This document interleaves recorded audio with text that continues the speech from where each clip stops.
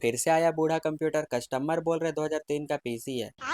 Computer में एक तो फायदा है, कितना भी पुराना क्यों ना हो कुछ पार्ट पुर्जा यूज करके अपग्रेड कर सकते हो, जैसे इस पीसी में करना है। कस्टमर सब पार्ट पुर्जा ऑनलाइन ही मंगवाए हैं, बहुत तेज हो रहा है। हमको खाली फिटिंग करके देना है। पावर सप्लाई सही है, इसलिए पावर सप्लाई को छोड़कर बाकी सब सामान को फटाफट खोलकर निकाल लिए। और अब देखते हैं अमेजोन से काका आया है। H81 का जेब्रॉनिक अमेजोन वाला पंखा, i3 का चौथा जनरेशन और रैम भी था, लेकिन शूट करना भूल गए। पहले बोर्ड का सेक्शन को रेडी करके ढांचा में टाइट करने से पहले फ्रंट पैनल का कनेक्शन करते हैं। फ्रंट पैनल का कनेक्शन सीखना चाहते हो तो चैनल में वीडियो है, जाके देख लो। फिर फटाफट असेंबल करके विंडो इंस्टॉल कर देते हैं। लो अब बूढ़ा कंप्यूटर भी हेल्दी हो गया। Bye bye, Tata.